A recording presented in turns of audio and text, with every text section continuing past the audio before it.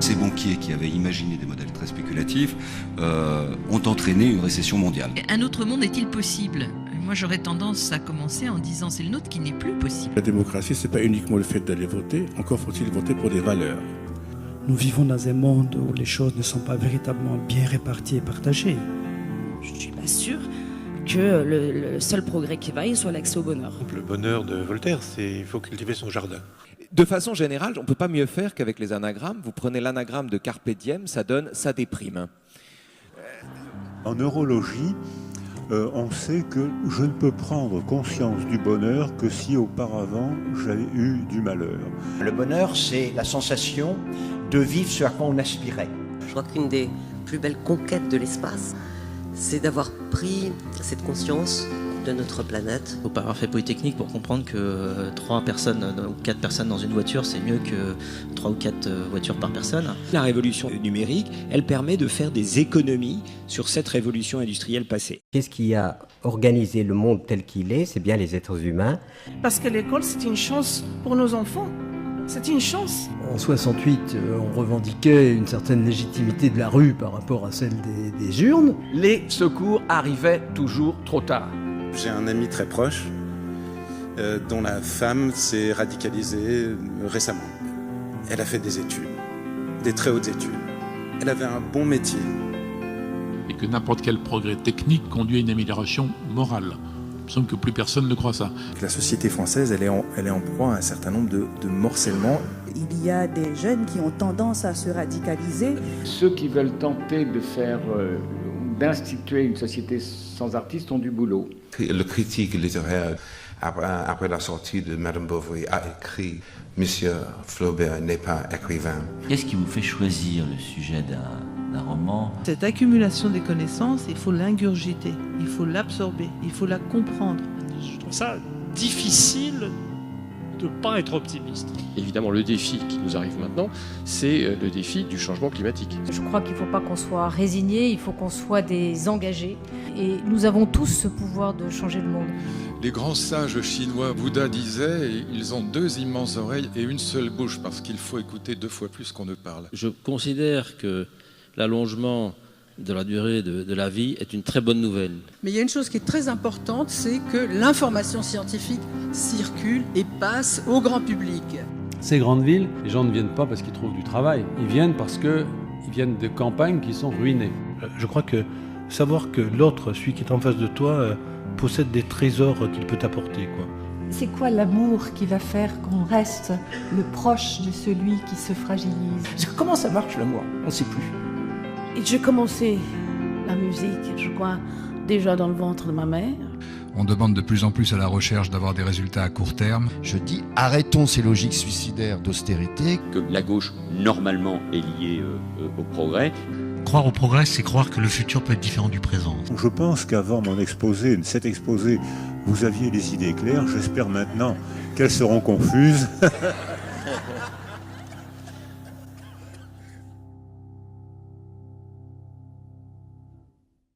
Eh bien, bonjour à tous, merci d'être avec nous. Voici tout d'abord quelques informations sur cette 5e édition des Rencontres Capitales. Les Rencontres Capitales sont le grand débat d'idées biennal, sciences, progrès et société de l'Académie des sciences.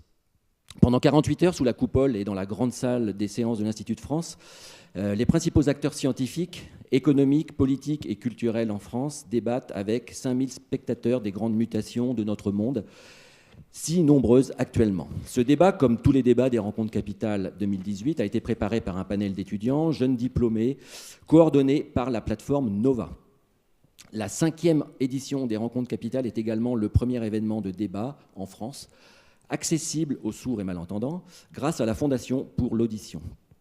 Les Rencontres Capitales, depuis leur création, soutiennent la Maison des journalistes, résidence à Paris qui héberge et protège des journalistes réfugiés politiques du monde entier. Donc une fois de plus, merci d'être ici. Moi, je m'appelle Pascal Bertin, je suis journaliste indépendant et je suis ravi d'accueillir les 5 personnalités qui nous ont fait le plaisir d'être présentes donc, dans ce débat qui a pour thème « Mémoire, l'avenir à la lumière du passé ». Point d'interrogation. Est-ce que tout va bien au niveau technique ? Tout va bien. Alors ce débat donc, a pour thème « Mémoire, l'avenir à la lumière du passé ». Un peuple qui oublie son passé se condamne à le revivre. Cette phrase prêtée à Winston Churchill résonne étrangement en ce début du XXIe siècle. Il y a actuellement près de 450 conflits dans le monde et les populismes fleurissent ici et ailleurs, comme si le passé ne nous avait transmis aucun enseignement, comme si l'histoire n'était qu'une éternelle répétition et que la logique de transmission s'était substituée une affolante logique de reproduction des erreurs.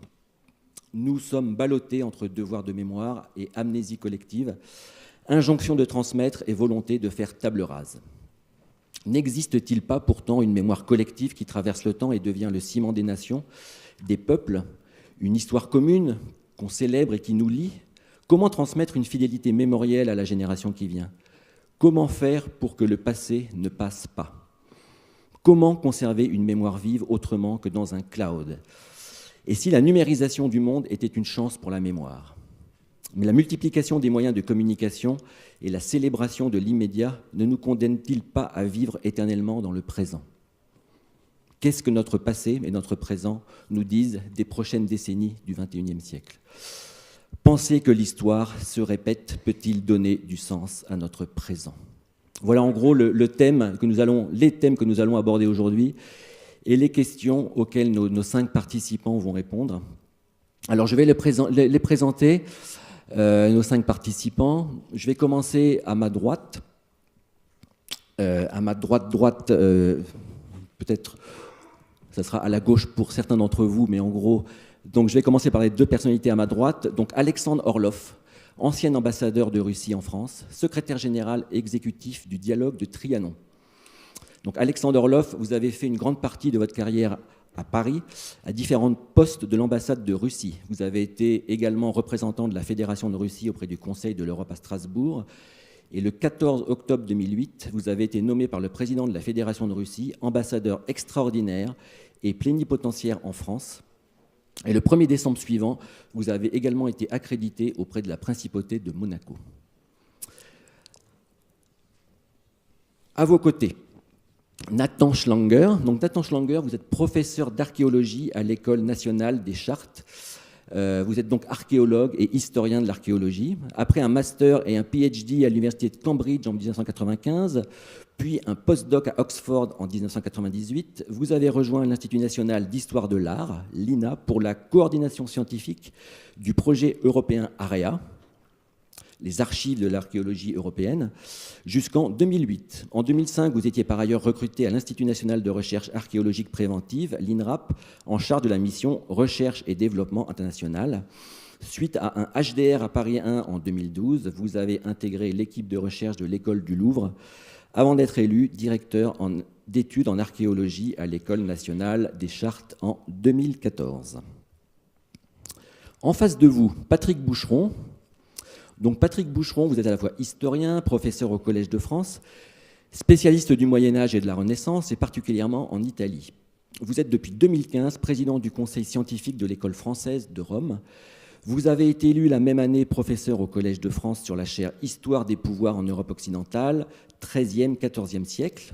Vous êtes par ailleurs membre du comité éditorial de la revue L'Histoire et conseiller éditorial aux éditions du Seuil pour la collection L'Univers historique. Vous avez consacré la plupart de vos travaux à l'histoire urbaine de l'Italie médiévale, mais aussi aux politiques monumentales et à la sociologie historique de la création artistique à la Renaissance. Vous êtes également intéressé à l'épistémologie et à l'écriture de l'histoire. Vous avez notamment publié les ouvrages Léonard et Machiavel en 2008 chez Verdier, Histoire du monde au XVe siècle chez Fayard en 2009, réédité en 2012, L'Entretemps, Conversation sur l'histoire chez Verdier en 2012, et enfin L'Histoire au conditionnel avec Sylvain Vénère aux 1001 nuits en 2012. À vos côtés, Céline Masson. Donc Céline Masson, vous êtes à la fois psychanalyste et professeure de psychopathologie. Vous êtes clinicienne, psychanalyste, maître de conférences à l'université Paris Diderot, Paris 7. Vous êtes également psychologue et psychanalyste à l'OSE, qui est l'œuvre de secours aux enfants.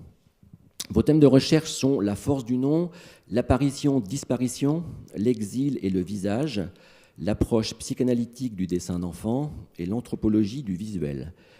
Vous avez notamment publié des ouvrages, Le corps contemporain, création et fait de culture en 2009 à l'Harmattan, Les images, vestiges de temps, la mémoire et l'oubli en 2016 chez Ouverture Psy, et enfin vous avez dirigé l'ouvrage L'accent, traces de l'exil chez Hermann en 2016. Et enfin notre 5e intervenant, Augustin Casalia, vous êtes philosophe, thérapeute, vous êtes de nationalité franco-argentine, vous avez obtenu un DEA de philosophie à la UNED de Madrid, vous êtes aussi diplômé en droit et sciences politiques de la UCA de Buenos Aires et actuellement doctorant en droit international public au Graduate Institute de Genève. Vous menez une recherche sur les fondements philosophiques du droit de l'environnement et leur adaptabilité au monde d'aujourd'hui. Vous avez enseigné la philosophie pendant 13 ans à la UCA de Buenos Aires et 3 ans à l'UNIBE de Berne. Vous collaborez à des revues académiques, vous participez à des conférences, vous donnez des séminaires en Suisse, en France, en Espagne et en Argentine. Je crois que là, le tour d'horizon de nos 5 intervenants est assez complet. Il est assez révélateur aussi de la question de la mémoire à laquelle chacun est à la fois confronté et surtout chaque fois vous êtes tous passionnés en fait par ce thème. Je vais commencer par honneur aux femmes par vous, Cécile. Céline.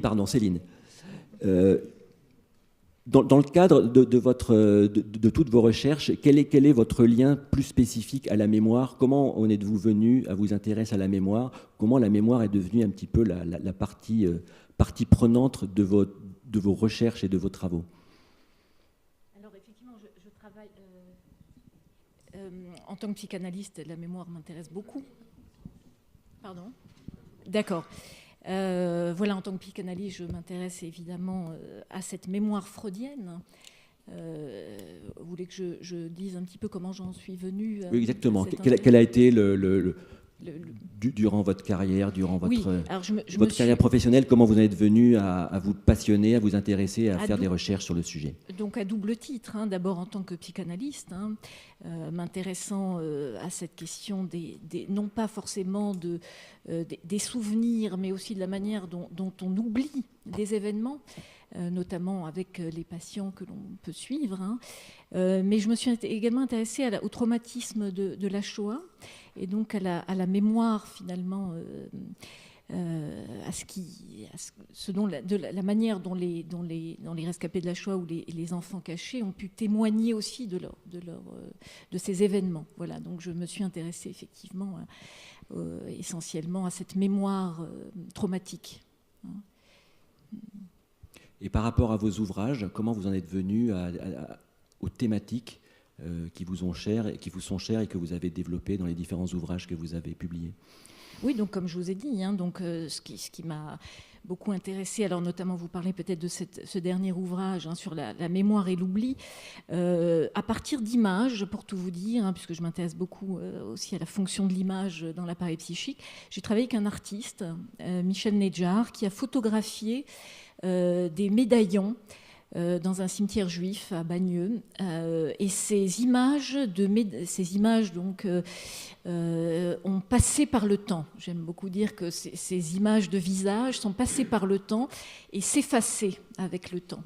Donc je me suis intéressée effectivement à cette disparition, à ce qu'il reste finalement du visage du disparu, de la manière effectivement dont à partir de cette disparition, on peut ramener cette mémoire de l'histoire.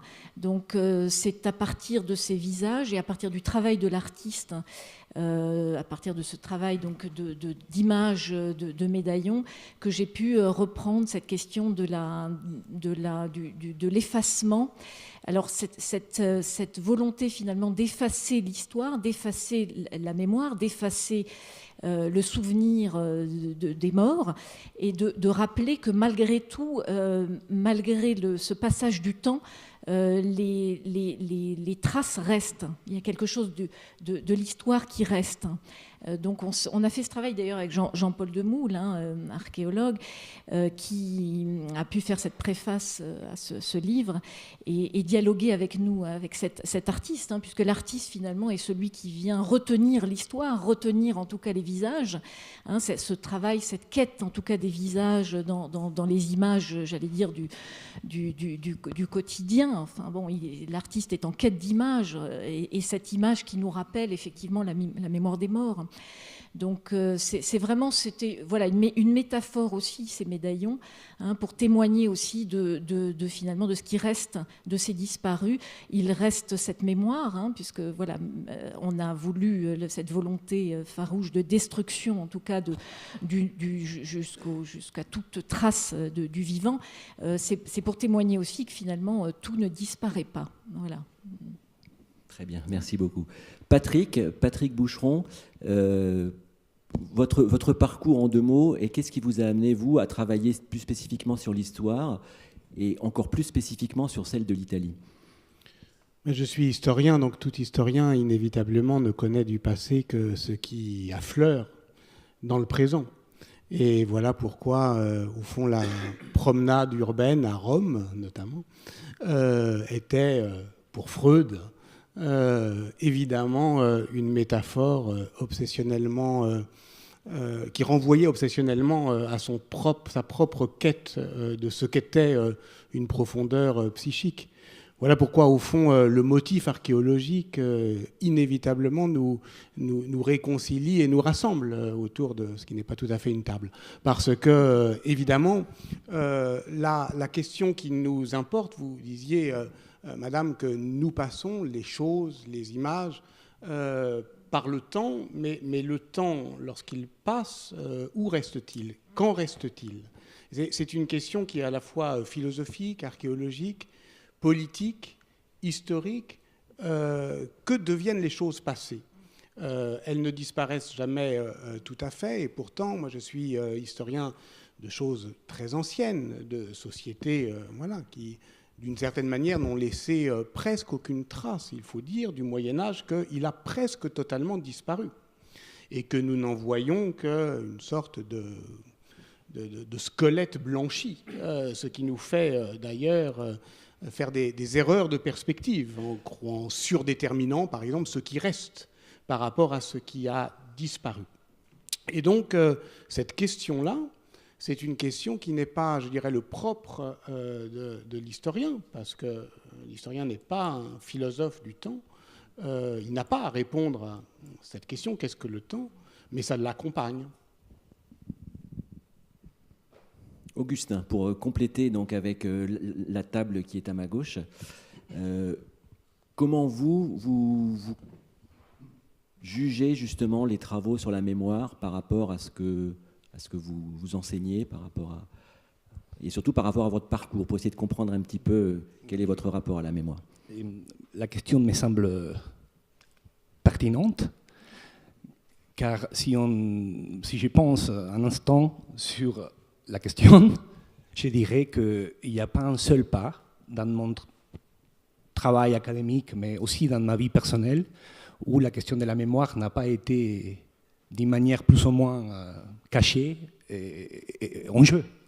La mémoire a été toujours en jeu. Je me suis intéressé d'abord en tant que philosophe à la question du temps. La question du temps m'a amené de manière assez directe à la question de l'existence. Et la question de l'existence m'a amené tout simplement à la question de la mémoire et bien entendu de l'oubli. Mais je soulignerai ce qui vient d'être dit. Je ne crois pas que ce soit une problématique ou une question spécifiquement philosophique. Et je trouve intéressant que de tous ces points de vue, des horizons différents, se retrouvent, se rencontrent autour de cette question qui me semble fondamentale. Je dirais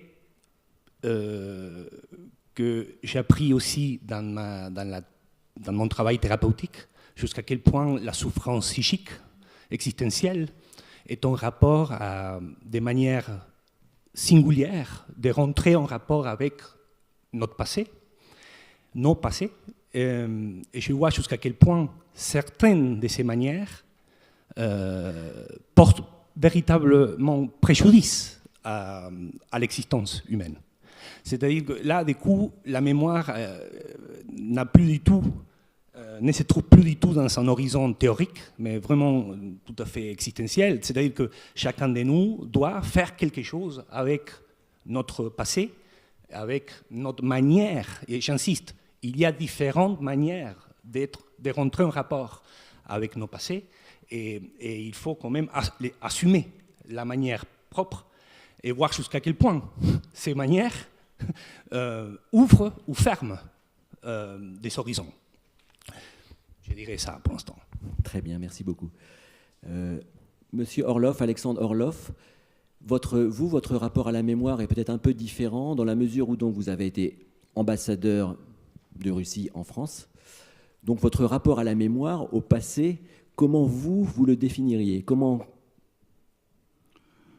Écoutez, moi je pense que tout d'abord, pour le métier de diplomate, la connaissance de l'histoire, la mémoire, c'est quelque chose qui est complètement essentiel. Nous ne sommes pas nés de la dernière pluie. Avant nous, il y a eu des générations et des générations des hommes politiques, des diplomates, qui ont connu souvent des histoires analogues, qui nous donnent des conseils pour prendre de bonnes décisions actuellement face à des événements qu'on vit. Je dirais que pour moi, sur le plan professionnel, la mémoire, c'est vraiment un patrimoine inestimable de connaissances, de savoir. Je crois que je sais que dans cette salle, il y a beaucoup de jeunes, et s'il y a parmi vous ceux qui veulent faire le métier du diplomate, je crois qu'il y a deux disciplines essentielles. D'abord, c'est bien sûr l'apprentissage d'une langue étrangère, mais aussi de l'histoire. Parce que sans connaître l'histoire, on ne peut pas être un bon diplomate. Et puis sur le plan personnel, je dirais que la mémoire, c'est une sorte de jardin secret que nous avons tous au fond de nous, où vivent nos proches, nos parents, même s'ils sont disparus, nos amis, nos amours. Et c'est la mémoire qui fait notre vie tellement riche et intéressante. Je crois que c'est quelque chose qui est essentiel pour un homme et pour une femme. Enfin, Nathan Schlanger, donc vous, comme je le disais quand je vous ai présenté tout à l'heure, vous êtes professeur d'archéologie, là, donc l'archéologie est votre spécialité. Comment vous définiriez justement, vous, de votre point de vue, par rapport à votre discipline, votre rapport à la mémoire, vous qui êtes sur une science qui est sûrement... qui fait appel à des connaissances sur une époque beaucoup plus ancienne et reculée que, par exemple, votre voisin, M. Orlov, qui lui est diplomate et peut-être un rapport au passé qui est plus sur l'époque contemporaine. Merci. Oui, effectivement, avant de parler d'archéologie dans le sens second, archéologie de Foucault ou l'archéologie de Freud, il y a évidemment l'archéologie tout court, c'est-à-dire celle qui est la rencontre avec le terrain, la découverte, le plaisir presque romantique du dégagement d'un passé qui était enfoui et qui est maintenant à jour et disponible à l'étude et à l'interrogation. Et donc, ce passé-là, il a plusieurs facteurs qui intéressent l'archéologue. Il a d'une part sa dimension de la matérialité. Il y a du tangible, comme l'a expliqué Patrick, de l'élément qui reste, qui est durable. Et cette tangibilité, cette matérialité lui fait une source historique qui est d'une nature différente, par exemple, que les sources écrites, textuelles. Et donc c'est un point très important. Le second point, c'est la temporalité. L'archéologue s'intéresse à des échelles de temps très vastes, qui peuvent être effectivement depuis le fin fond du Paléolithique, mais qui vont toucher aussi les périodes tout à fait contemporaines, puisque justement la démarche de l'étude de la matière, de la culture matérielle, est une démarche qui s'applique aussi au monde contemporain. Et j'en veux pour preuve votre commentaire sur la distance qui nous sépare avec mon voisin. En fin de compte, nous nous sommes rencontrés il y a une dizaine d'années autour d'un projet archéologique sur les statues soviétiques de l'exposition universelle de 1937, où effectivement la démarche archéologique, comme je l'ai décrite, est tout à fait pertinente. Et ce qui nous unit, en fin de compte, c'est cette dimension patrimoniale, c'est-à-dire que le passé, les vestiges, c'est à la fois le sujet d'une étude scientifique, mais c'est aussi un élément où vont se rencontrer des idées, des idéaux, des valeurs et des identités. Et donc l'archéologue aujourd'hui doit être, comme je dis, romantique, mais doit être aussi dans le monde moderne avec tous les enjeux qui l'attendent. Très bien. Merci. Alors, pour rentrer dans le vif du sujet, maintenant qu'on vous connaît un petit peu mieux, j'ai une question très très embarrassante, très générale à vous poser, qui appelle sûrement une réponse très complexe et très compliquée, mais pour laquelle je vais essayer de vous demander une réponse relativement synthétique, si c'était possible. Et donc, à chacun d'entre vous, j'ai envie de vous poser cette question pour démarrer. Comment définiriez-vous la mémoire ? Alors, je ne sais pas qui va vouloir se jeter à l'eau en premier et qui va commencer. Qui peut apporter une réponse ? Alors, de son point de vue, bien entendu, par rapport à son vécu, son expérience. Allez, Céline, justement. Maintenant que j'ai retenu votre prénom et que je ne me suis pas trompé. Décidément. Non, on pourrait définir. Alors, à nouveau, je vais vous redonner peut-être une définition freudienne, en tout cas psychanalytique. Et je suis très contente d'être entourée de mes collègues archéologues, historiens, ambassadeurs. Bon, je me sens bien entourée d'eux. C'est vrai qu'on est bien ici. Hein. Oui, et je me disais que c'est quand même des matières, des disciplines fondamentales, y compris d'ailleurs pour la psychologie. Hein. On n'enseigne pas l'histoire ni l'archéologie en psycho. Ça serait quand même une proposition à faire à notre ministre. Bon, la mémoire pour Freud, en fait, il l'a défini à partir de la notion de trace mnésique. Hein, la manière dont les événements vont s'inscrire dans l'appareil psychique, hein, voilà. Et il l'a défini. Alors c'est pas une mémoire positive, hein, c'est une mémoire qui va tenir compte davantage, encore une fois, de ce qui va être oublié, non pas de ce qu'on va retenir, mais ce qu'on va oublier. Voilà, c'est ce qui va constituer la mémoire. Et ce qui dit donc, c'est que bon, les traces s'inscrivent, hein, au fil de la vie. Elles vont être déposées au fil de la vie dans cet appareil psychique, hein, et remanier aussi d'événement en événement, ces traces mnésiques se remanient continuellement pour le sujet.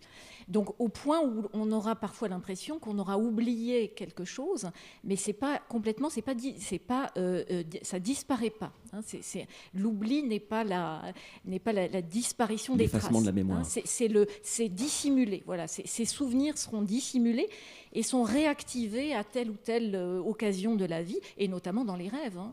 Dans nos rêves, finalement, que sont les rêves, si ce n'est de la reviviscence, effectivement, de ces traces mnésiques, redéployées à ce moment-là, au moment du rêve. Hein. Mais le sujet n'a pas conscience que c'est un souvenir. Hein. Il faut pour ça, effectivement, ce travail de mémoire que l'on peut faire avec un psychanalyste. Mais en tout cas, effectivement, le rêve témoigne aussi de cette vie psychique inconsciente et donc de la manière dont les traces se remanient au fil de notre vie, au fil des événements, au fil de la vie, tout simplement. Donc voilà, c'est une mémoire, j'allais dire, négative. J'aime bien une mémoire négative, hein, au sens où les traces s'inscrivent, comme en archéologie, je veux dire, il y a des strates, hein, et c'est du plus profond au plus superficiel. Et c'est vrai qu'il faut aller souvent chercher dans ces traces, dans ces strates profondes pour faire rejaillir des souvenirs. Voilà. J'ai un peu l'impression que Freud s'appuie quand même sur une définition fortement individuelle de la mémoire, mais d'un point de vue de la mémoire collective, est-ce que vous auriez une définition qui se rapprocherait de celle-ci ? Définition, hein. La mémoire collective, effectivement, il y a les mémoires des événements collectifs, mais comme vous savez, pour Freud, c'est d'abord une mémoire subjective, hein, avant d'être collective. Évidemment, il y a cette mémoire des événements. On a parlé de la Shoah tout à l'heure, effectivement, c'est quelque chose qui va marquer des générations entières. D'ailleurs, j'ai travaillé sur justement ces transmissions générationnelles d'événements traumatiques, et pour la 3e génération, par exemple, même d'enfants, de petits-enfants ayant eu un parent déporté ou ayant vécu des événements dramatiques, quels que soient d'ailleurs les événements dramatiques, il y a cette transmission-là inconsciente de l'événement, vous voyez. Hein, donc moi je dirais plutôt collective en ce sens-là, hein, c'est-à-dire que malgré nous on transmet, quoi. Malgré nous, on transmet les événements. Ça ne veut pas dire, encore une fois, que c'est forcément traumatique pour la 3e génération. Par exemple, là, pour la 3e génération, elle en fera quelque chose qui peut être tout à fait intéressant. Moi, je dis c'est presque créatif aussi. On peut remanier, on peut transformer le traumatisme en quelque chose de plus créatif. Voilà, hein. On transforme le traumatisme. C'est un peu mon hypothèse aussi pour les générations qui suivent, c'est de transformer le traumatisme de ceux qui ont vécu des événements dramatiques. Je vais passer la parole à Nathan, comme si c'était une partie de ping-pong très amicale, donc de l'autre côté de la table. Nathan, par rapport à cette question donc, de la définition de la mémoire, vous, quelle est la formule que vous utiliseriez? Moi, je voudrais bien, si on est dans un jeu de société, de passer cette question, de la zapper, parce que j'ai pas tellement disons professionnellement, si vous voulez, j'ai pas tellement d'occasion de me pencher sur cette question, autre que dans le domaine de patrimoine, effectivement, quand on va se poser des questions sur des vestiges, des monuments et le rôle qu'ils vont pouvoir jouer pour les générations à venir. Pour ce qui est du passé, évidemment, on est plutôt dans les dichotomies anciennes. Là, je renvoie la balle, puisqu'on est ping-pong vers... on est dans les dichotomies entre mémoire et histoire. Histoire qui s'appuierait plutôt sur, effectivement, une certaine objectivité, même dans le sens premier, c'est-à-dire des objets qui sont le support ou la trace d'événements, plutôt qu'une certaine subjectivité qui est impliquée dans une conception de la mémoire. Donc je passe la balle. On va passer la balle à Patrick Boucheron, historien. Vous, en tant je qu'historien... ne veux pas vous décevoir, mais de toute façon, les historiens n'ont pas d'autre définition de la mémoire, sinon celle classique d'Augustin. C'est le présent du passé et le motif de la trace, qui est psychologico-archéologique, c'est-à-dire, au fond, la forme que le temps laisse dans les choses. Bon. Pour le reste, l'histoire comme discipline est une science indiciaire, donc qui relève les traces pour construire des intrigues, et ces intrigues, parfois, constituent un récit qu'on peut appeler historique, mais qui n'articule jamais une mémoire collective. Ça, c'est quelque chose qui est important. C'est par ça n'existe pas, la mémoire collective. La société ne se souvient de rien. Il y a des entrepreneurs de mémoire, et on peut faire une histoire sociale de la façon dont des mémoires s'agencent. Mais si on veut prendre le seul théoricien sérieux, enfin il y en a d'autres, mais enfin disons celui qui a pris à bras-le-corps cette question, c'est-à-dire Maurice Halbwachs. Maurice Halbwachs parle des cadres sociaux de la mémoire. Ça veut dire que lorsque des individus, lorsqu'ils se souviennent en société, et donc il y a des cadres sociaux, y compris des souvenirs qui nous semblent les plus intimes, et là on pourra s'accorder, mais inversement, il n'y a pas une mémoire qui viendrait subsumer, sauf à être jungien, mais bon, peu de gens le sont quand même, il faut quand même être raisonnable. Donc ça veut dire qu'on aura peut-être à en reparler, cette thématisation qui a été très présente dans les années 80, entre la mémoire et l'histoire, c'est davantage une construction qu'une description. Donc comme toute construction, elle est vouée à être critiquée. Augustin. Écoutez, je trouve tout à fait intéressant qu'on ne puisse pas la définir. En tout cas, ce qui a été dit au fil de l'histoire, Aristote l'a défini comme une faculté interne, un sens interne. Alors moi je m'oppose, depuis la philosophie de l'existence, ou même de la phénoménologie, je m'oppose à cette vision de la mémoire en tant que faculté. Et je trouve cette vision de la mémoire qui est basée sur disons, une présupposition tout à fait singulière de ce qui peut être les temps successifs et linéaires, je trouve qu'elle fait beaucoup de mal. Donc ne pas pouvoir la définir, encore une fois, me semble très intéressant. C'est peut-être la mémoire qui nous définit, en fait. On s'est positionné toujours face à la mémoire comme, en tant que faculté. On s'est posé toujours comme maître de cette chose, ces sens internes. Et du coup, je pense qu'on est tombé dans un piège en Occident, qui est le piège du temps successif, linéaire. Je pense concrètement que le passé ne passe pas, le passé n'est pas passé, et si on se souvient, c'est là, et si c'est passé est en tant qu'encore ouvert à un avenir, c'est-à-dire qu'on est voué à les travailler, on est voué à les revisiter, on est voué à l'interpréter. Et si je vois les gens qui sont en souffrance psychique concrète, c'est Après, ça, c'est quelque chose que je vois de manière récurrente. Hein. Ces gens-là, leur passé, c'est-à-dire leur manière de rentrer en rapport avec leur passé, hein, par le biais de la mémoire, est devenu quelque chose de statique, de fiché, je dirais des morts, hein, trauma.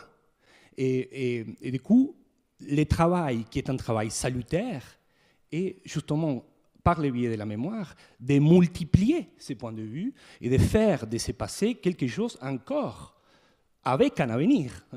Donc, je dirais, le passé est voué, encore une fois, à avoir un avenir, à se projeter, encore une fois. Et même, je dirais, dans l'horizon ou dans la dimension de l'archéologie. C'est pour ça que je souligne la contemporanéité du passé. Donc, comme je l'ai dit tout à l'heure en introduction, donc le questionnaire et toute la thématique que nous abordons aujourd'hui a donc été réalisé avec un panel d'étudiants et de jeunes diplômés qui sont évidemment parmi nous, et donc ils sont prêts à intervenir et à poser des questions, donc ils sont en face de moi, qu'ils n'hésitent pas si jamais à un moment donné ils veulent poser la question, sachant que vous, le public, vous aurez, on vous gardera à la fin de cette rencontre 10 minutes à peu près pour une session de questions-réponses. Est-ce que je peux vous désorganiser un peu ? Bien entendu, bien entendu. Suite à ce qu'il a dit, j'ai une magnifique citation de Victor Hugo. Comment ne pas citer Victor Hugo en ce lieu ? Je me permets, hein, c'est magnifique. Le passé ne veut pas s'en aller. Il revient sans cesse sur ses pas. Reveut, reprend, retient. Use à tout ressaisir ses ongles noirs. Fait rage. Il gonfle son vieux flot, souffle son vieil orage. Vomit sa vieille nuit, crie, abat, crie, à mort. Pleure, tonne, tempête, éclate, hurle, mort. L'avenir souriant lui dit « Passe, bonhomme ». Magnifique. Hein. Hugo dans les Contemplations. Donc là, c'est vrai que vous nous avez bien désorganisé le débat. On va pouvoir le reprendre. Nathan Schlanger, je me retourne vers vous. Tout à l'heure, j'ai bien senti que le mot mémoire faisait naître des réactions assez multiples. Est-ce que finalement, le mot histoire ne serait pas beaucoup plus adapté et qu'on partirait sur des bases qui peut-être vous permettraient de beaucoup mieux expliquer, par exemple, comment l'archéologie alimente l'histoire et éventuellement la mémoire. En quoi l'archéologie nourrit-elle finalement tout notre débat ? Oui, multiples réponses à votre question, mais certainement une certaine conception de l'archéologie en ferait une discipline historique comme les autres. Donc le fait qu'on a recours à certains types de sources et qu'on fait la critique de certains types de sources, que ce soit des sources écrites ou iconographiques, ou des sources matérielles. Si on prend cette optique-là, donc évidemment que l'archéologie n'est pas une science auxiliaire ou une discipline connexe, mais fait plein partie de l'interrogation, de l'interprétation historique dans le sens large du terme. Donc un grand nombre de mes collègues aujourd'hui souhaiteraient être reconnus à plein titre en tant qu'historiens. Par ailleurs, pour ce qui est de la contemporanéité du passé, évidemment que le passé n'est produit, rentre en conscience, devient existant que par nos actions, que ce soit dans un contexte délibéré d'une fouille, d'une démarche archéologique, ou que ce soit de façon aléatoire, par des découvertes fortuites qui ramènent en quelque sorte le passé au présent. Mais c'est toujours au présent que se passent nos interrogations pour le passé. C'est évidemment pour ça que l'archéologie est une discipline qui est éminemment présente, éminemment dans la cité, dans les débats de l'actualité, de chaque moment où elle se fait, où elle se pratique. C'est alors qu'il faudra comprendre les enjeux, les interrogations, les perspectives, les biais que développent les archéologues, chacun à son époque. Et l'idée d'un passé objectif, lointain, qui existe indépendamment, elle est éventuellement utile méthodologiquement pour encourager, entreprendre des recherches, s'imaginer que l'on partage ensemble un fond commun d'expectation sur un passé. Mais en vérité, c'est nous qui le faisons aujourd'hui et c'est nous qui allons le faire demain. Patrick Boucheron, l'histoire, justement, est-elle nécessaire à l'édification d'une société ? Une société peut-elle ou n'a-t-elle jamais existé avec ou sans passé ? Quel est le lien entre société et passé ? Pendant longtemps, les Européens ont cru qu'ils détenaient l'exorbitant privilège d'être une société à histoire. C'est d'ailleurs comme ça qu'ils ont imposé un grand partage entre ce qui relevait justement d'une science du temps, eux, et ce qui relevait d'une histoire froide et qui se répétait sans, au fond, trouver de ressort pour l'avenir, et qui était le grand autre livré à l'anthropologie. Et évidemment, nous savons aujourd'hui qu'il y a différents régimes d'historicité, comme on dit aujourd'hui, ce qui ne signifie pas que certaines sociétés vivent hors de l'histoire. On ne peut pas vivre hors de l'histoire, mais qu'il y a plusieurs manières, et ça ressort de notre discussion, de l'envisager, de l'administrer en commun, de l'institutionnaliser. Alors nous sommes, c'est vrai, dans une société, dans les sociétés européennes, depuis la fin du XIXe siècle, où le métier d'historien est professionnalisé, et où donc il y a un effort de la collectivité nationale pour que cette matière soit enseignée et parmi les premières. Donc ça veut dire que ça nous oblige d'une certaine manière. Ça ne nous contraint pas, mais ça nous oblige. C'est-à-dire que c'est le cadre dans lequel se construisent, je vais dire, nos disputes, nos mésententes. Donc pour moi, l'histoire, je veux bien admettre qu'elle serve à la construction d'une vérité, si elle est effectivement cet impératif méthodologique dont Nathan parle, et qui est comme l'horizon, qui évidemment recule, mais on doit y aller le cœur léger, et avec d'un bon pas, mais sans prétendre y arriver. Mais je ne lui donnerai rien d'autre à l'histoire dans une société à atteindre que des gains de connaissances. C'est un savoir, et c'est un savoir critique, et qui ne construit rien, ni la nation, ni la révolution, ni la société, ni le vivre ensemble. Toute tentative d'assigner à l'histoire d'autres finalités qu'elle-même, en réalité, peut produire des dérives contre lesquelles nous avons profession d'alerter ceux qui veulent bien nous écouter. Et ce qu'on nomme l'expérience, alors, comment vous définiriez ce qu'on nomme l'expérience par rapport à l'humanité et par rapport à ce que l'on peut tirer justement des erreurs du passé? Augustin, peut-être?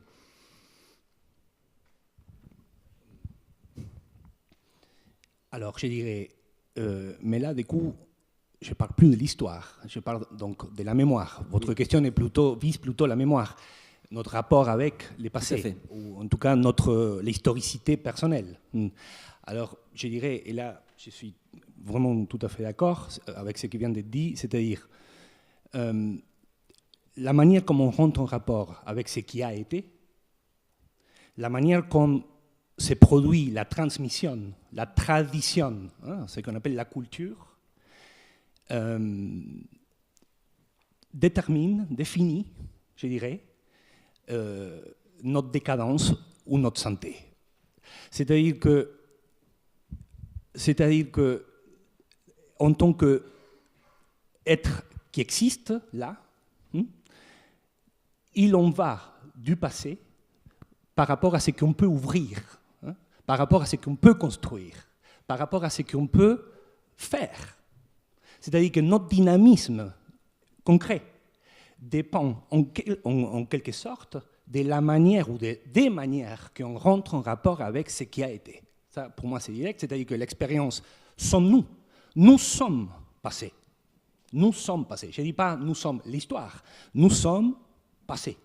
Donc, et encore une fois, ce passé est ouvert à un avenir ou n'est pas d'avenir. Et d'ailleurs, quand cet avenir se renferme parce qu'il y a un passé complètement statique, on a du mal à fonctionner. On a du mal à continuer. On a du mal à exister, tout simplement. On a du mal à créer.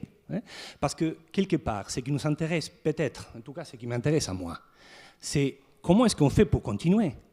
Comment est-ce qu'on fait pour fonctionner? Comment est-ce qu'on fait pour se réveiller demain matin avec encore envie d'y être? Et là, du coup, encore une fois, la mémoire, notre manière de rentrer en rapport avec ce qu'on a ce qui a été transmis, hein, est en jeu. Chaque fois est en jeu cette tradition, cette culture, les passages, et là, du coup, l'historicité. Monsieur Orloff, c'est à l'ex-ambassadeur auquel je m'adresse, d'un point de vue très pragmatique, quand on dirige une ambassade, est-ce que l'histoire peut être un atout dans les décisions, quand les relations internationales changent, se tendent, pour pouvoir décider, pour faire les bons choix? Bien sûr, mais j'ai déjà dit que pour un diplomate, la connaissance de l'histoire est quelque chose d'essentiel.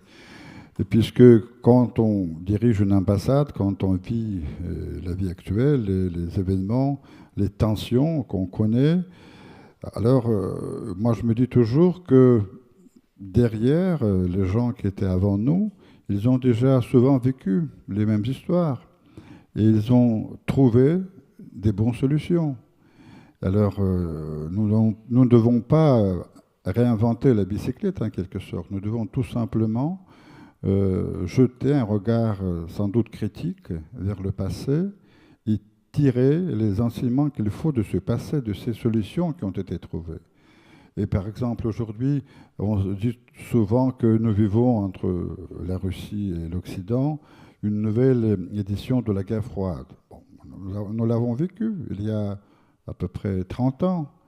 Et je me souviens, j'étais encore jeune diplomate à l'époque, j'ai travaillé déjà à cette ambassade, à Paris, à Moscou aussi, bien sûr. Et je dois dire que nos prédécesseurs ont trouvé des bonnes solutions. Ils ont trouvé ces solutions par le dialogue, par la consultation, par les négociations. Ce qui m'effraie aujourd'hui, c'est que les diplomates ne négocient plus rien. Si on n'est pas d'accord avec l'autre, on le met en sanction, c'est tout. C'est à prendre ou à laisser. Il n'y a aucun art de négocier qui était le propre même de la diplomatie il y a 30 ans. Et je pense que finalement, on a en quelque sorte changé de place, si vous voulez.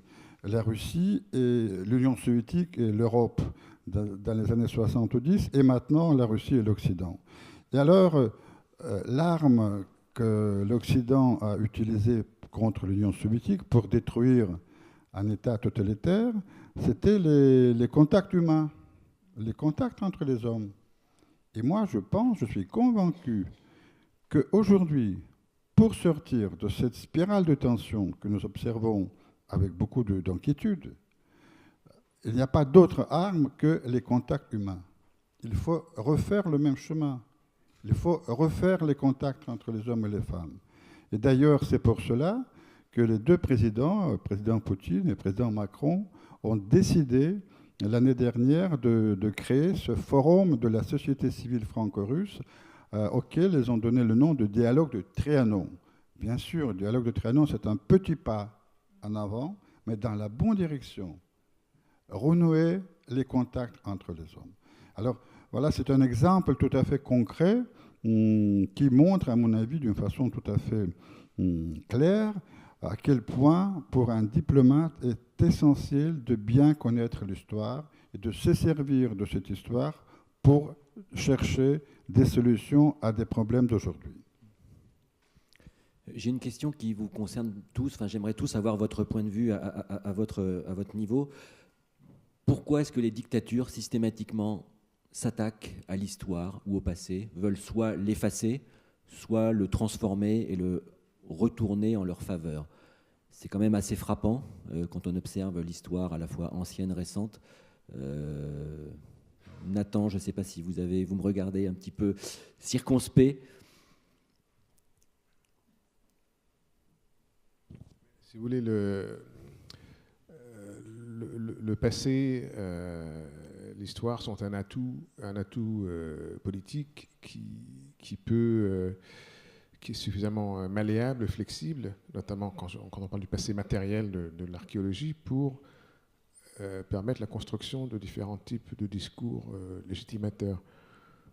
Et effectivement, certains types de régimes, en fonction de leur dispositif, de leur organisation, vont s'appuyer vont identifier dans le passé un élément important de construction identitaire. Pas tous, et de différentes façons. Et pas tous ceux qui vont le faire, évidemment, vont être des régimes totalitaires condamnables.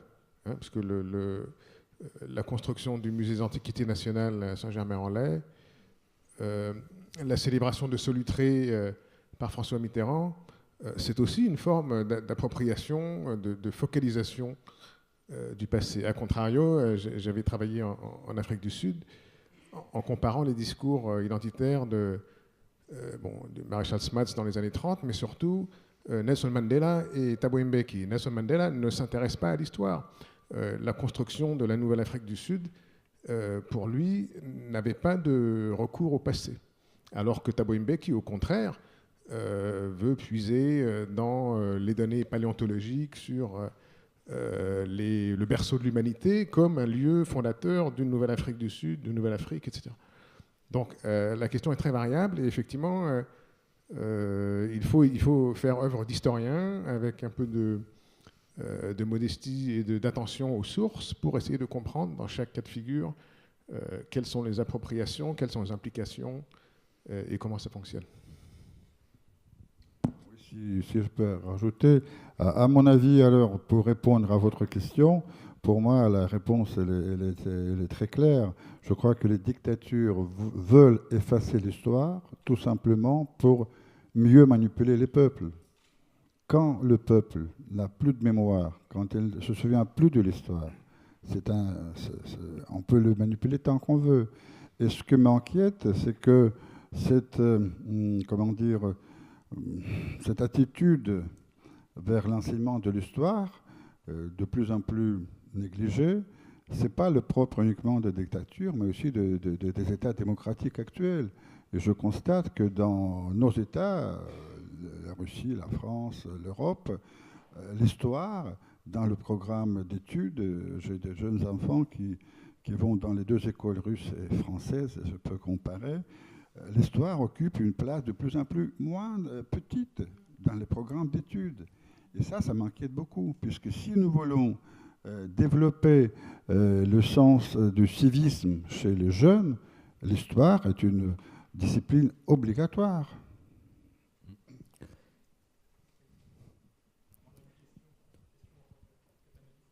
Il faut prendre le micro, peut-être. Ah, super, merci. Bonjour, Thomas Janot. Moi, j'aurais une question, justement, donc pour reprendre ce que vous avez dit concernant l'histoire, qui est enseignée notamment au collège et au lycée. Est-ce qu'on ne devrait pas plutôt enseigner les apprentissages de l'histoire plutôt que l'histoire elle-même ? Dans le sens où, justement, au lycée et au collège, ce qui est enseigné, c'est l'histoire, c'est ce qui s'est passé. Mais c'est mon point de vue, je trouve qu'on n'insiste pas assez sur qu'est-ce qui s'est passé, en fait, quelles sont les erreurs qu'on a faites justement dans le passé, qu'est-ce que potentiellement nos parents, nos ancêtres ont appris, qu'est-ce qu'on peut apprendre d'eux pour créer un meilleur futur, tout simplement. C'est une question qui n'est pas facile. Moi, je pense qu'il ne faut pas apprendre aux enfants uniquement les erreurs de leurs parents. Ça, on va préparer une génération dépressive. Puisque sans doute, il y a aussi, par le passé, il y a eu des faits de gloire. Et je crois qu'une nation se construit plus autour des choses positives, autour de la gloire de la nation, que des erreurs. Mais bien sûr, je suis d'accord avec vous, qu'il ne faut jamais fermer les yeux sur les erreurs pour ne pas les refaire. Voilà. Patrick. Oui, vous parliez d'expérience. Et d'une certaine manière, ça rejoint et ça réconcilie les deux brins de notre conversation qu'on tente de tresser, c'est-à-dire le brin individuel et le brin collectif. Si nous avions pour agir que notre expérience personnelle ou familiale, alors elle serait bien pauvre, bien incertaine et en somme bien risquée. Tout ce dont on parle, l'histoire sert à élargir l'expérience, à vivre d'autres vies que la nôtre et à se rendre compte effectivement de ce dont on est capable. Je dirais, moi, maintenant, j'ai une conception ou une définition de l'histoire assez simple, celle que Hannah Arendt proposait, non pas en historienne, mais en philosophe, c'est l'art de se souvenir de ce dont on est capable. Et si on dit ça, on réconcilie ou on dépasse d'un coup la fausse querelle. Alors on est capable de quoi? Du meilleur et du pire, évidemment.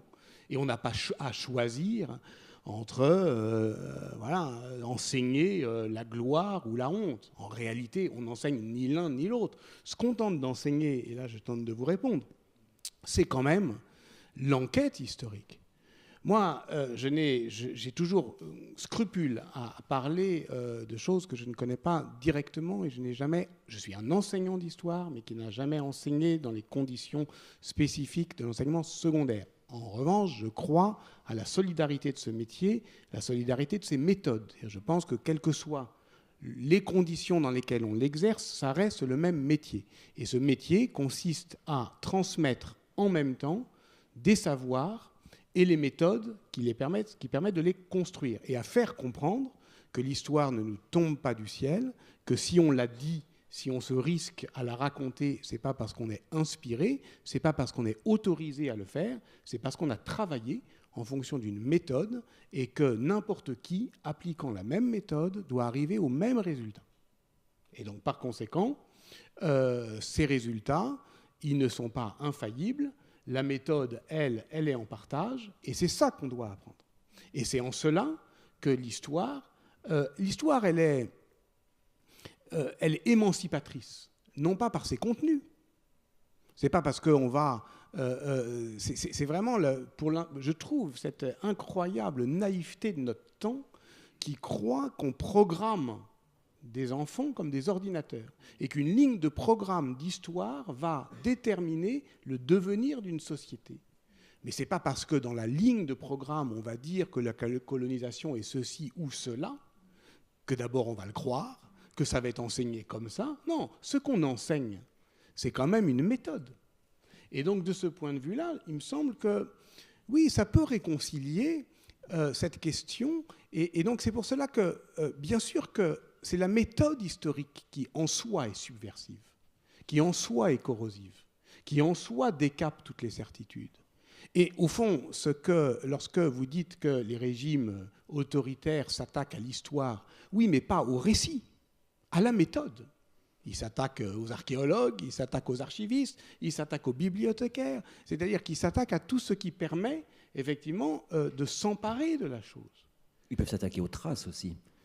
Oui, évidemment, on racontait, je ne sais pas si c'est une blague qui existe, enfin, il y avait beaucoup de blagues de l'époque soviétique, et donc les historiens soviétiques disaient on ne sait pas de quoi hier sera fait. Bon, donc ça veut dire effectivement qu'il y avait toujours cette... Oui, c'est vrai. Bon, il y avait toujours cette capacité de revenir, enfin de réécrire le passé en fonction de l'avenir qu'on espérait. Mais c'est intéressant puisque dans notre conversation, effectivement, on parle même incidemment de l'Argentine et de la Russie. Ce sont deux exemples, quand même, où l'histoire a pu reprendre ses droits grâce à la mémoire.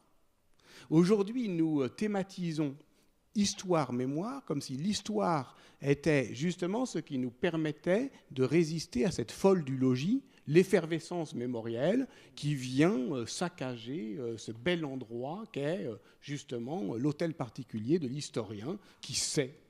Mais je suis désolé, dans la plupart des situations historiques, l'histoire déraille, l'histoire officielle dérape, délire parfois, et c'est la mémoire, le mémorial parfois, qui justement permet après coup de, non pas corriger, mais de réparer l'histoire. Parce que ça se répare aussi. Patrick mentionnait l'Argentine, Augustin Casalia, justement, est-ce que vous aviez quelque chose de spécifique par rapport à l'histoire argentine qui pourrait alimenter cette discussion? Du coup, c'est trop près. Je dirais déjà, en tant qu'immigrant, moi je suis un étranger en France. Tout ce dont on est en train de parler joue un rôle important. C'est-à-dire, où est ma langue maintenant? Où est l'Argentine maintenant? Enfin, où je suis? Où j'étais là? Enfin, tout ça, c'est hyper bizarre. C'est-à-dire que je suis là en train de parler avec vous dans cet endroit mythique. Je suis honoré d'être ici. Hein. Et en même temps, je suis tout à fait celui que j'étais. me semble paradoxal et je dirais bizarrement intéressant. L'Argentine n'a jamais été si vive pour moi que quand je l'ai quittée. Parce que l'histoire, et du coup, j'essaye de dire aussi quelque chose par rapport à cette histoire des idéologies, des dictatures, l'histoire est trop riche peut-être. L'histoire est difficile à cerner, difficile à maîtriser. On ne peut pas. Elle est subtile, elle a plein de nuances. Et donc, une dictature, une idéologie, bien entendu, elle doit, je dirais, elle doit tuer la multitude de points de vue. L'histoire est une multitude de points de vue. Donc, penser qu'il y a une histoire, qu'il y a des faits, et que notre méthodologie, notre manière d'aller les chercher est une méthodologie scientifique, alors du coup, là, je pense qu'on se fait du mal, tout simplement. Il y a énormément d'histoires, multiples points de vue, et essayer de les récupérer, essayer de faire quelque chose avec. Et là, du coup, aussi, je parle à partir de mon expérience personnelle avec mon pays, et devrait nous apprendre à ne plus être totalitaire, devrait nous apprendre à ne plus croire à une histoire, à un seul point de vue. Vous voyez ce que je veux dire? C'est-à-dire, si l'histoire, à mon avis, peut nous rendre un service quelconque, c'est dans cette dimension-là, une dimension où le fait d'essayer d'incorporer ce qui a été, de récupérer ce qui a été, est aussi une bataille personnelle, est aussi une lutte personnelle. C'est-à-dire, autrement dit, l'histoire qu'on doit vénérer, l'histoire qu'on peut conserver, elle mérite aussi d'être jugée, elle mérite aussi d'être condamnée. On doit, en même temps, je dirais, la condamner, la conserver et la vénérer. Pas évident de trouver cet équilibre. Est-ce que je peux... Je voudrais juste rebondir sur ce qui a été dit à propos de la méthode historique, notamment par Patrick Boucheron, et ma question s'adresse en partie à vous, mais pas que. Donc vous y avez partiellement répondu, ou en tout cas évoqué le débat en parlant des années 90, en définissant l'histoire comme une science autonome, et donc autonome de tout devoir de mémoire qui s'imposerait à elle. Et donc, on se retrouve face à une dichotomie peut-être un peu trop facile entre histoire d'un côté, méthode rationnelle et objective, et de l'autre, la mémoire forcément individuelle et subjective. Alors, ma question s'adresse à vous en tant qu'historien, praticien de l'histoire, mais également théoricien de l'histoire. Comment est-ce que l'historien, dans sa pratique, peut dépasser ce clivage peut-être trop facile? Doit-il le dépasser? L'historien peut-il travailler sans mémoire? Et donc voilà, je reste là. C'est une question difficile et intéressante que vous nous posez, parce que je pense que justement ce n'est pas du point de vue disciplinaire seulement aux historiennes et aux historiens d'y répondre, parce que c'est vraiment une question en partage. D'abord, la première chose que peut faire lorsqu'il est embarrassé un historien, lorsqu'un historien a un problème, sa manière de calmer son angoisse, c'est d'historiciser ce problème. Et donc de dire, si la mémoire m'embarrasse, je peux me faire historien de la mémoire. Et quand même, c'est toute une veine de la recherche, et plus que de la recherche, aussi de l'enseignement. Je pense qu'assez naturellement, aujourd'hui, lorsqu'on est étudiant et qu'on rentre dans une matière historique, on va comprendre qu'on y accède au filtre de la mémoire. Et qu'on ne va pas parler d'un événement, je sais pas, la conquête de la Gaule par César, mais de la construction d'une mémoire qui va en partie l'occulter jusqu'à, au fond, constater qu'il y a quand même des passés qui disparaissent, qui s'engloutissent. On ne sait presque rien des peuples de l'Antiquité, sinon ce que leurs vainqueurs ont bien voulu en dire.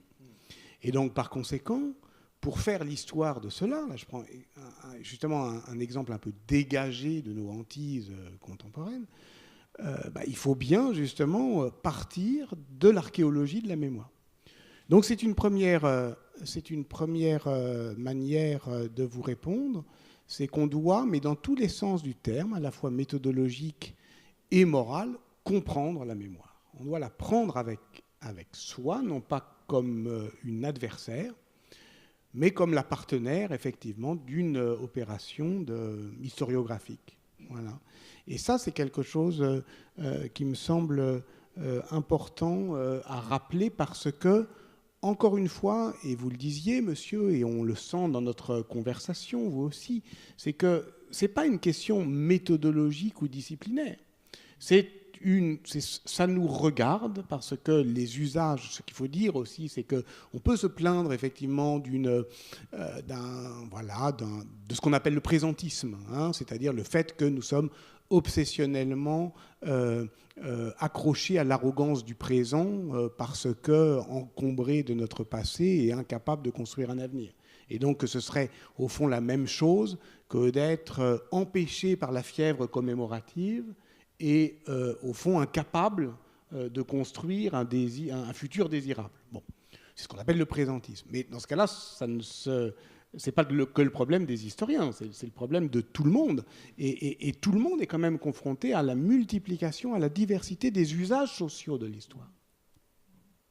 Et aussi, je dirais, du point de vue, sans doute, le vérifiez-vous, du point de vue thérapeutique ou du point de vue psychologique. C'est-à-dire que moi, j'ai un mot que je proposerais bien pour, là encore, subsumer ces dilemmes. C'est celui de reconnaissance. C'est-à-dire que nous sommes dans un âge démocratique qui désire la reconnaissance. Et donc, il ne s'agit pas simplement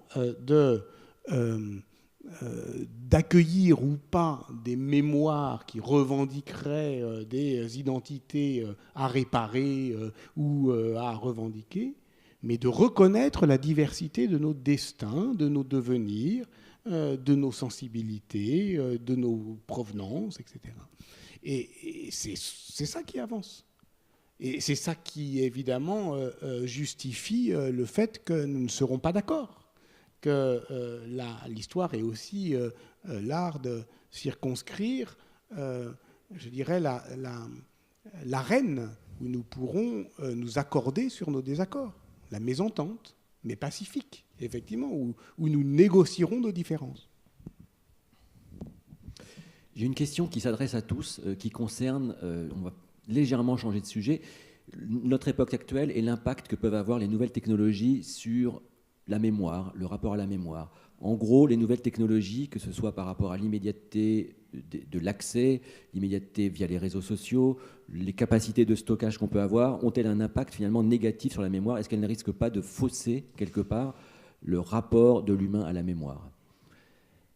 Je ne sais pas qui veut se lancer en premier sur le sujet. Augustin, peut-être. Écoutez, c'est une vaste question. C'est une très vaste question, j'en suis conscient. Non, mais on est complètement dedans. Moi j'ai peur, par rapport aux nouvelles technologies, ce qui me fait un peu peur, et que je pense constater, c'est l'impossibilité de l'oubli, en fait. Et qu'encore une fois, pour moi, l'oubli et la mémoire ne sont pas des opposés. Je dirais que ça me fait un tout petit peu peur. C'est-à-dire de ne pas... Enfin, je pars de la base comme Nietzsche le faisait. Vraiment, là, j'ai fait allusion à Nietzsche, à la pensée de Nietzsche. Sans oubli, il n'y a pas de l'humain. Enfin, il faut pouvoir oublier. Pour construire, pour créer, pour devenir véritablement artiste, il faut à un moment donné aussi oublier. Et la paradoxe, c'est qu'on est des hommes historiques, on se souvient, on se rappelle. Donc du coup, dans une société où toute trace sera inscrite de manière indéfinie pour toujours, il y aurait une sorte d'accumulation, de stockage infini de toute trace. Et ça, je ne sais pas, hein, je sais pas ce que ça peut donner, mais en tout cas, du point de vue, si vous voulez, philosophique, la surabondance des traces mémorielles empêche la créativité personnelle. Ça pour moi, c'est clair. Après, une société, si on amène ça, si on pousse ça vers un niveau collectif, une société dont toute trace était stockée, et donc il y aurait éventuellement l'impossibilité de l'oubli, comment est-ce qu'elle peut fonctionner, quoi? Comment est-ce qu'elle peut se refaire, se reconstruire, hein? Comment est-ce qu'elle peut donner cette première pas un peu fou, hein? Parce qu'il faut un peu de folie, hein? Parce que si on se souvient tout le temps de tout, on ne sortirait pas du lit, hein, les matins, hein? Je dirais comme ça, c'est-à-dire il faut quand même un tout petit peu de cécité, un tout petit peu d'aveuglement. Il faut quand même casser un peu ce qui a eu lieu, ce qui a été. Donc c'est ça, cette confrontation entre un stockage absolu que apparemment les nouvelles technologies pourraient possibiliter et la nécessité d'un certain oubli pour continuer, ça me fait bruit. Céline Masson, la psychanalyste que vous êtes, est-ce qu'elle émet les mêmes craintes ? Écoutez, je m'intéresse effectivement aux nouvelles technologies, notamment aux réseaux sociaux, hein, chez les adolescents. C'est vrai qu'il y a une hyper-sollicitation quand même, hein, par des informations multiples, diverses, sans ordre, j'allais dire. Mémoire et conscience s'excluent mutuellement, hein, c'est ce que disait Freud. Je ne sais pas ce qu'on en retient finalement. Est-ce qu'il y a du trop ? Est-ce que j'ai l'impression que ça comment dire ça disperse peut-être l'attention, c'est plutôt ça, ça disperse l'attention du jeune qui est face à des écrans, et notamment à des images, hein, parce qu'on a quand même affaire à des images. Donc c'est pour ça que je dis que c'est important qu'il y ait quand même des adultes qui puissent accompagner aussi ces jeunes, hein, face à des écrans quand même un certain nombre d'heures par jour, hein, devant ces écrans, d'où le rôle important des enseignants, il me semble, hein, pour permettre que ces informations-là ne soient pas, comme vous dites, stockées, mais que ça puisse être dialectisé, ça puisse être parlé avec l'adulte. Donc, Tisseron n'est pas, par exemple, je pense à Serge Tisseron, qui parle plutôt pour les tout jeunes, hein, d'inquiétude plutôt des images et d'Internet pour les plus jeunes, des écrans, notamment de l'effet psychique des écrans, l'effet des écrans sur le psychisme de l'enfant. Par contre, pour les adolescents, je dirais que ça serait intéressant que ce soit accompagné par l'adulte, hein, pour qu'il puisse trouver son chemin au travers de toutes ces informations. Ils sont sursollicités, encore une fois. Donc sans adulte dans l'entourage et sans accompagnement, je pense qu'on peut vraiment se disperser, au risque même de se radicaliser. Je ne parle pas seulement de la radicalisation islamique, mais de se radicaliser que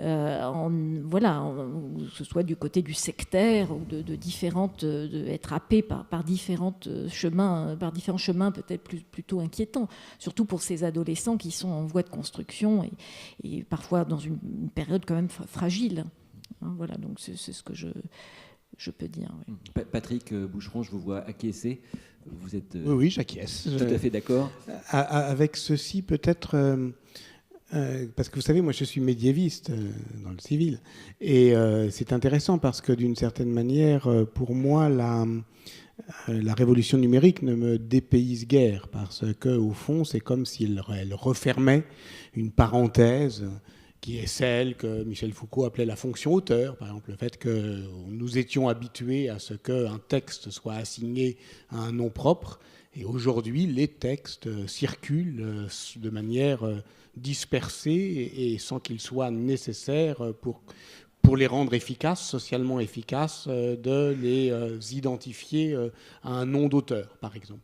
Et cette forme de communisme littéraire, ont appelé certains, crée les conditions d'un monde que je ne veux pas dire néo-médiéval, mais enfin en tout cas qui referme une parenthèse classique.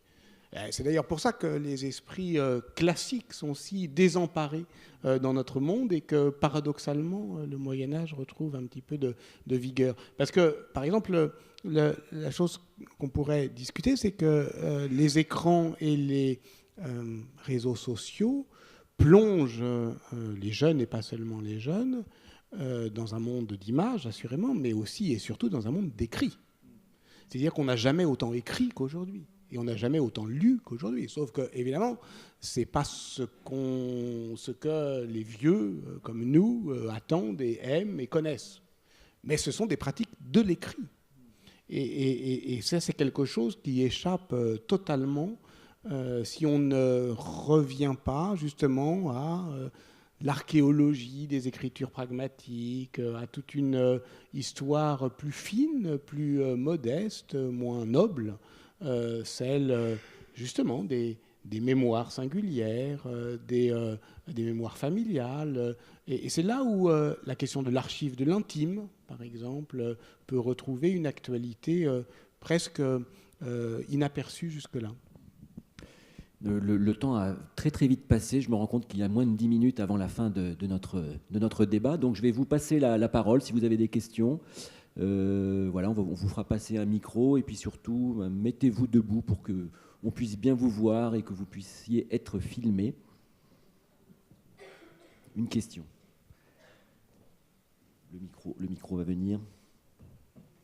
Le micro va venir à vous. Oui, c'est mieux, c'est mieux. Bonjour, je suis désolée, j'ai un petit problème à la voix.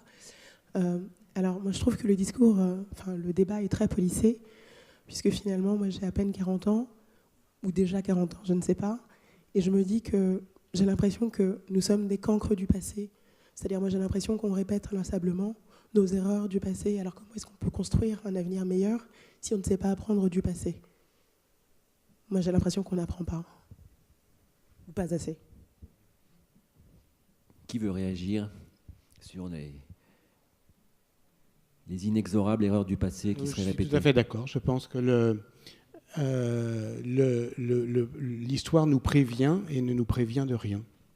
Elle nous alerte et nous n'entendons jamais ces alertes d'incendie. Jamais. Donc ça, c'est quelque chose qui, au moins, peut nous rendre assurément modestes, mais toujours vigilants, mais en sachant que cette vigilance sera trompée. Je peux être un peu moins pessimiste que Patrick. Quand même, notamment la durée et la longue durée que peut apporter une discipline comme l'archéologie ou l'histoire peut remettre en perspective la question même de qu'est-ce une erreur, sur quelle échelle elle se développe, l'erreur. Qu'est-ce qui a semblé être une bonne idée à l'échelle d'une génération, d'une vie, et qui s'avère par la suite être extrêmement dommageable. On peut voir les origines de l'agriculture, l'intensification des exploitations des ressources, qui semble être une excellente démarche pour les générations immédiates qui en vivent et qui en profitent. Alors que sur le long terme, effectivement, on peut voir des effets extrêmement négatifs. Et de ce point de vue-là, je pense qu'il y a, oui, donc beaucoup moins pessimiste que Patrick, il y a oui place à écouter le regard historique dans le sens large, archéologique en particulier, quand on va se poser des grandes questions autour de l'environnement, autour de l'anthropocène, si vous voulez, autour justement du futur sur la base d'un passé. Hein, parce que si on veut regarder loin vers le futur, il faut peut-être poser la question à ceux qui regardent loin dans le passé. Hein, ils sont peut-être bien placés pour avoir des idées. Une autre question ? Bonjour. Quand on parle de progrès technologique, de progrès scientifique, le fait que désormais on puisse connaître le patrimoine génétique des hommes fossiles, en quoi ça change, ça modifie notre connaissance et notre histoire et nos mémoires? C'était la connaissance du patrimoine génétique. Oui, alors de mon point de vue, mais je suis peut-être réactionnaire, enfin c'est peut-être le lieu pour...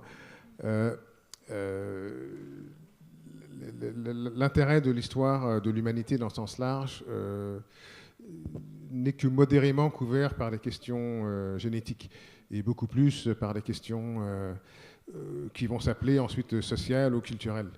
Et donc le fait d'avoir pu cerner à tel degré de certitude un certain nombre d'échantillons provenant de carbone, d'ossements, datant de périodes X ou Y, c'est une prouesse technologique à quel point c'est un apport à notre compréhension justement de l'humain, de l'humanité, reste encore à démontrer.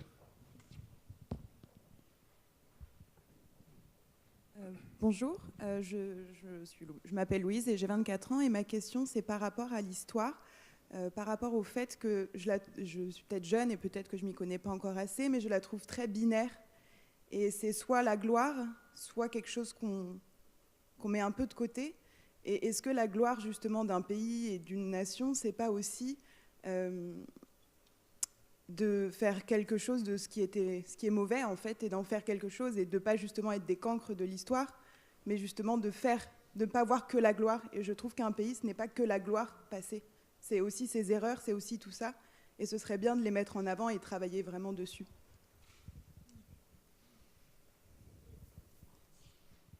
Donc c'était plus une réflexion qu'une question, mais est-ce que ça vous amène une... L'histoire de la vie quotidienne, en contrepartie justement, les petits vestiges fugaces de la masse de l'humanité, qui ne se traduit pas dans les œuvres d'art ou dans des monuments bâtis qui durent à travers le temps. Ce type de témoignage-là, justement, est précieux pour élargir les horizons et pour mieux réfléchir, intégrer notre présent dans notre avenir.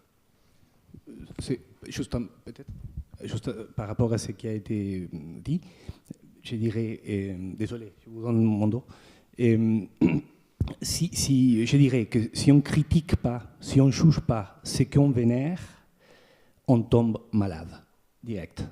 C'était en tant que peuple aussi. C'est-à-dire que ce qui a été les temps glorieux, ce qui mérite de la vénération, c'est-à-dire ce qui se projette comme un modèle, parce que l'homme a été capable de le réaliser, doit simultanément, en même temps, être critiqué, jugé et condamné, en même temps. On va prendre, il y avait une question aussi dans cette partie de la salle. Bonjour. Bonjour. Une question qui allait dans la suite de ce que vous aviez dit. Au début, vous avez commencé en disant que le passé reste présent. Et je me demande dans quelle mesure on ne pourrait pas se poser la question, pour ne pas retomber dans les erreurs, de comment dépasser le passé. Et comment, d'une certaine manière, est-ce qu'on ne peut pas aborder l'histoire collective comme l'histoire personnelle, psychanalytique? Est-ce que tant que ça n'a pas été travaillé, suffisamment travaillé, je pense notamment aux commissions de la réconciliation en Afrique du Sud, il y a différentes manières de travailler ce passé collectivement. D'abord, je dirais, je pense que ça serait peut-être une possibilité, ça serait de ne pas se scinder du passé. C'est-à-dire que le passé n'est pas quelque chose d'autre que nous-mêmes. Attention, parce qu'on a beaucoup de temps traité le passé comme si c'était quelque chose qui serait derrière nous. Mais derrière nous, il n'y a rien. Il y a vous êtes assis là. C'est-à-dire que, attention, pour moi en tout cas, les passés sont nous en train d'être ouverts avec un avenir là aussi. Donc, je dirais, contemporanéité du passé, présent et futur. Nous sommes nos passés qui ne sont pas connus, qui ne sont pas maîtrisés. Je dirais, on a l'habitude de dire, le temps passe, le passé est passé. Non, le temps arrive, le passé arrive. Et c'est pour ça que l'histoire, à mon avis, humblement, je dirais, a encore du sens. Faire de l'histoire, c'est être en tant que ceux qui vont chercher ce qu'on est. On est en train d'être notre passé. Vous voyez? Donc, dans votre question, on aurait dit que vous sépariez les passés comme s'il avait une substance, s'il était une substance. Le passé n'a pas de substance. La substance du passé sont nous-mêmes. Je crois qu'on va... Oui. C'est juste pour me permettre une citation, je vais rester freudienne, de Freud, qui disait « Passé, présent, avenir, comme enfiler sur le cordeau du désir qui les traverse ». Je trouve ça remarquable. Voilà, ça travaille toujours ensemble. L'actuel travaille avec l'inactuel, toujours. Bon, on va prendre une toute dernière question.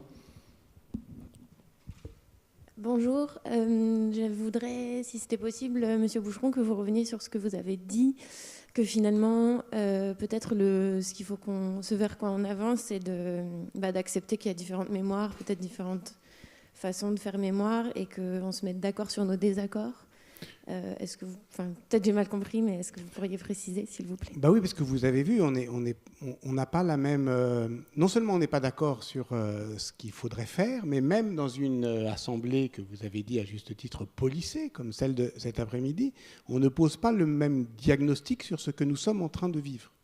Puisque pour certains, l'enseignement de l'histoire en France, j'imagine, aujourd'hui est trop désespérant. Pour d'autres, il est trop exaltant quant aux grandeurs de la nation. Et je ne pense pas que les uns aient raison et les autres tort. Ils ont vécu différemment une expérience qui n'est pas forcément la même non plus, parce qu'il y a plusieurs manières d'enseigner, il faut aussi le dire, et une diversité des opinions. Alors quand je disais s'accorder sur nos désaccords, ça veut dire que je ne dis pas à chacun selon sa vérité, hein, ça serait paresseusement pyrrandélien. Je pense que nous avons des disciplines, et ces disciplines ont un objectif de véridicité. Elles tentent de dire le vrai des sociétés. Je ne dis pas la vérité, mais enfin quelque chose qui s'approche en tout cas de ce passé tel qu'il fut, pour reprendre au fond une expression très solidement, très robustement positiviste, celle de Léopold Ranke, le passé tel qu'il fut. C'est ça qu'on vise. Donc, bon, ça veut dire que tout ne sera pas permis dans ce qu'on a commencé à appeler un jeu de société. Toutes les opinions ne se valent pas. Il y a des faits, il y a des hypothèses plus ou moins recevables, mais nous devons travailler collectivement, avec ces règles de la méthode, à circonscrire l'arène des hypothèses recevables. Au-delà de cette arène, on est dans un débat d'opinion qui a toute sa légitimité, puisque de toute façon les politiques articulent un discours sur le passé. Et on n'a pas à leur opposer la vérité de la science. Ils font leur métier de politique en articulant un discours sur le passé. Mais il y a aussi une histoire professionnelle qui n'est pas qui ne cherche pas simplement à censurer les usages du passé. Et puis il y a aussi le travail individuel. Voilà. Et ce travail individuel, chacun bricole comme il peut. Et c'est pourquoi moi je ne suis pas effrayé par la mésentente. Écoutez, ça sera le mot de la fin. J'avais une ultime question en fait pour vous tous, mais je pense que peut-on anticiper l'avenir par le passé? Je pense qu'on va la garder pour l'an prochain. Ça fera l'objet d'un débat d'au moins une journée. Donc prenez déjà note dans un an, ici même. Voilà. Et puis merci à tous les 5 en tout cas.